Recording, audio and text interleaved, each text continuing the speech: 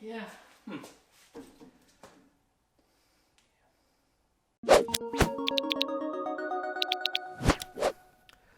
All right, it's about time we get back to this thing. What do you guys think? In this particular episode, I think I'm gonna try and mount the motor and get the entire Z-axis moving, and maybe even start to design the spindle. I know you guys have been pretty curious about how we're gonna do that.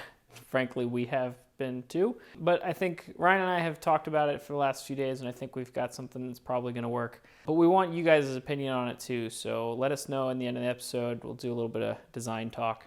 But for now, let's see if we can actually build something. Okay, so here we are at the top of the machine. Initially, I wanted to mount the motor kind of towards the bottom of the machine, but the more I tried that, just kind of the more it got in the way. So instead, we're gonna actually mount the motor at the top, somewhere up here.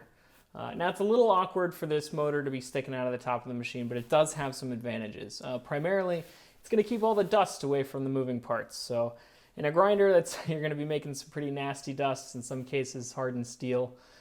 So getting the motor out of the way is probably a good idea. In addition to the motor mount, we're also going to have to build some bearing mounts. They're going to sit kind of here on this axis, so we'll have to build some supports from that and one at the bottom as well. So let's get to work. All right, I've got the machine turned on its side here, and one of the hardest parts about working on this machine is just moving it around at this point. I mean, right now it probably weighs 100, 120 pounds, something like that. It's pretty heavy. So this is just going to make it a little easier for me to work on. First thing I want to do is kind of try and get the ball screw parallel. Right now I just kind of have it bolted in wherever it's sitting. So I'm going to try and get as parallel as I can so that I can line up these bearing blocks. To do that, I'm just going to use this caliper here. This is just to get me close. It doesn't have to be perfect right now because I'm going to have a little bit of adjustment in the bearing blocks themselves.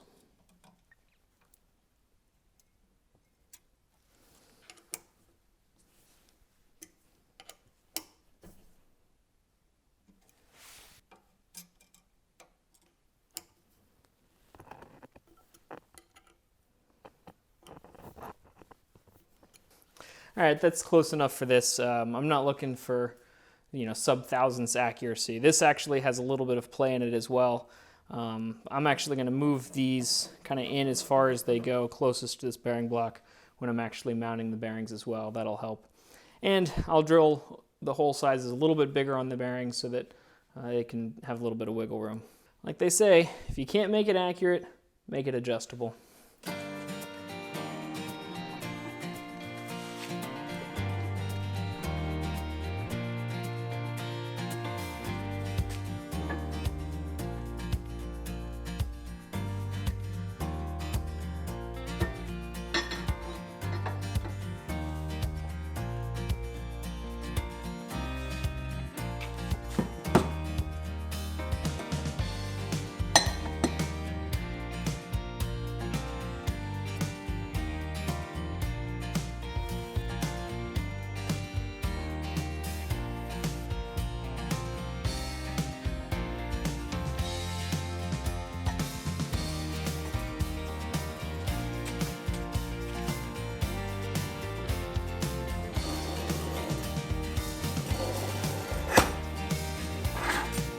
Huh. I don't know why everybody tells you not to use these. They work great.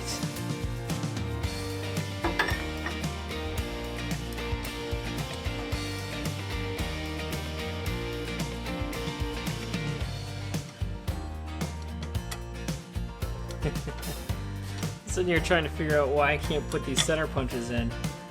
Oh, there's some quality Chinese manufacturing if I've ever seen it. Burrs all over the place.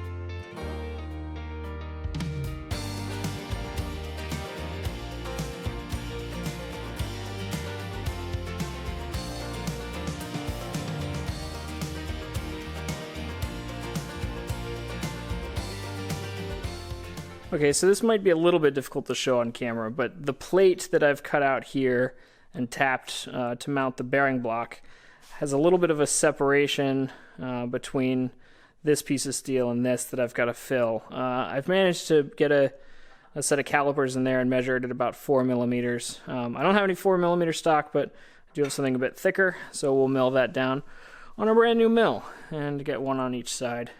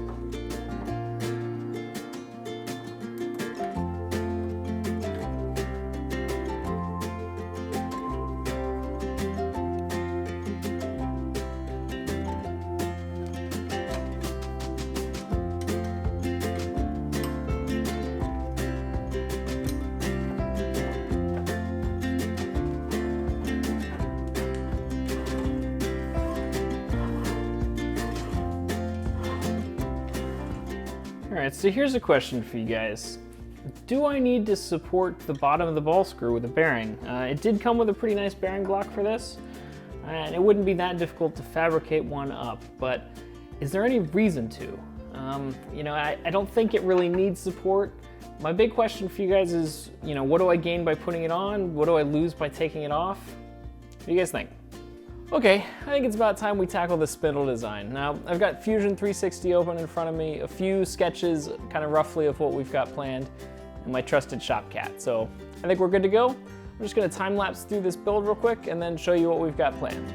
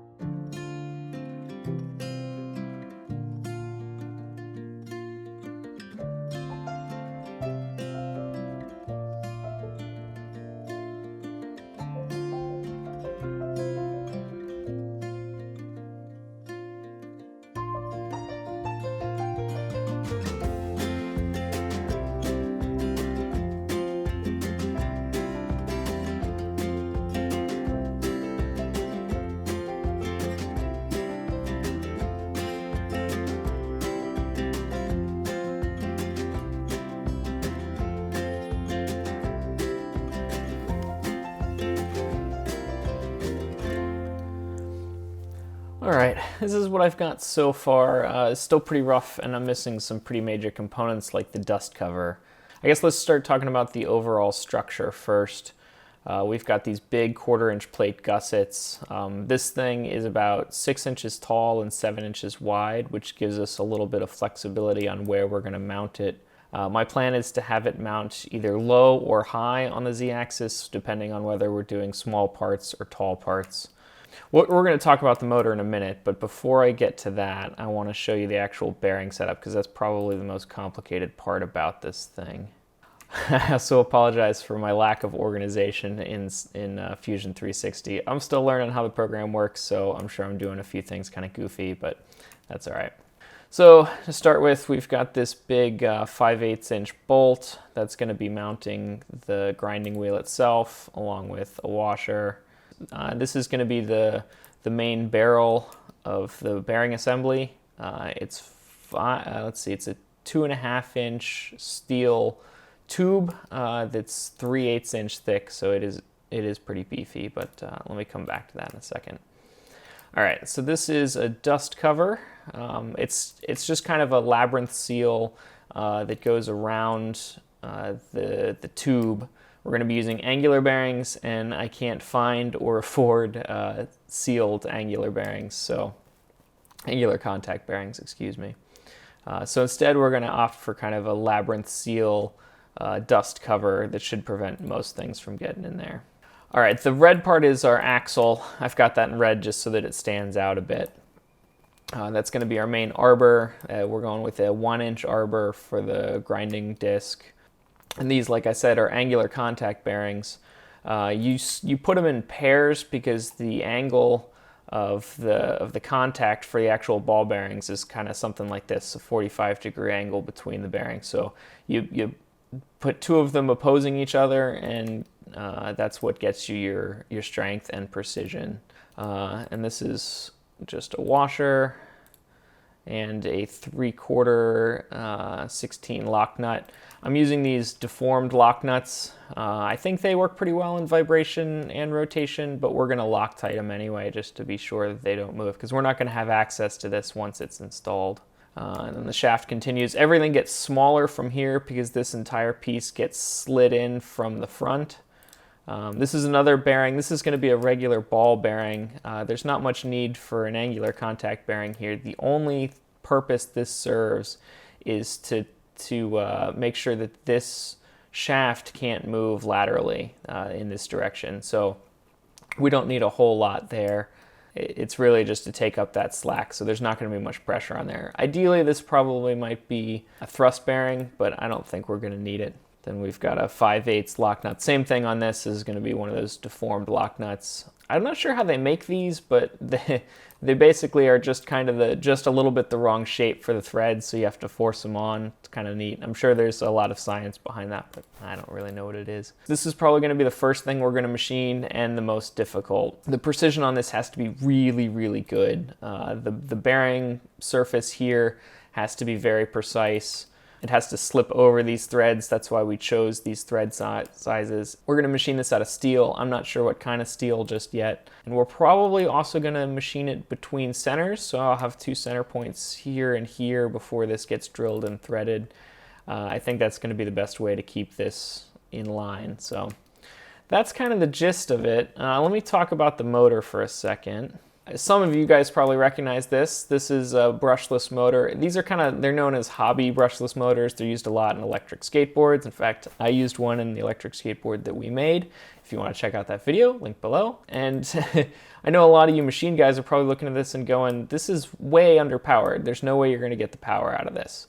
But this is a 1 kilowatt motor. That works out to about 1 horsepower. So it is pretty powerful for its size. The RPM's about right as well. We're going to belt drive it. We'll have some control over a little bit of a gear ratio between these two, but I suspect we're not going to need it.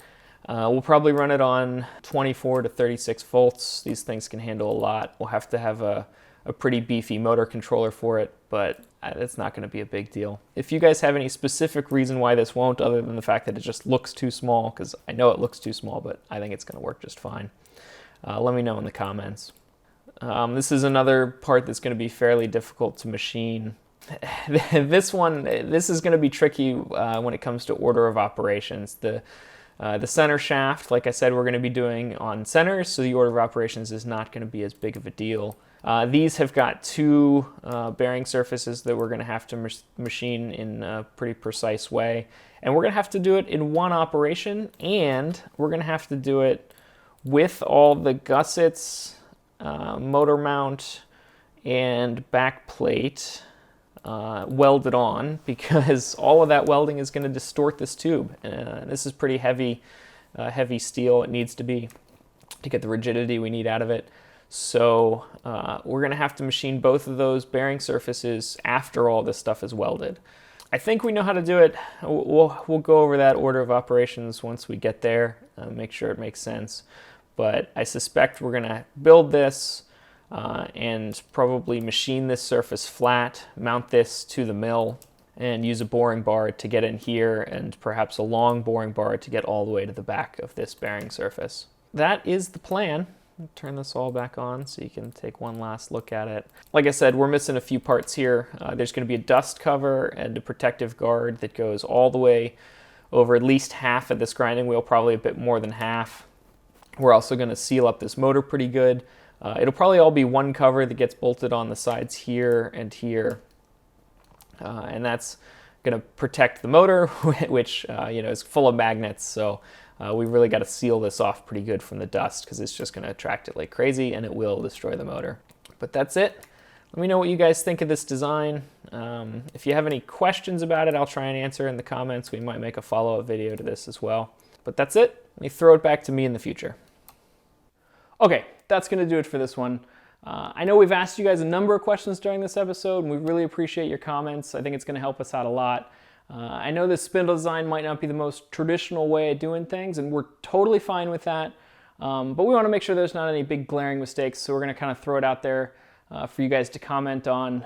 If you do comment, just make sure you explain why we're doing it wrong, not that just we are doing it wrong. We really want to understand the problem if there is a problem, so really appreciate that. I mean, the spindle design is going to be a level of precision that I definitely have never done in machining before, so I'm looking forward to the challenge, and I think with you guys' help, we're really going to be able to pull it off. So, all right, that being said, we're out. See ya.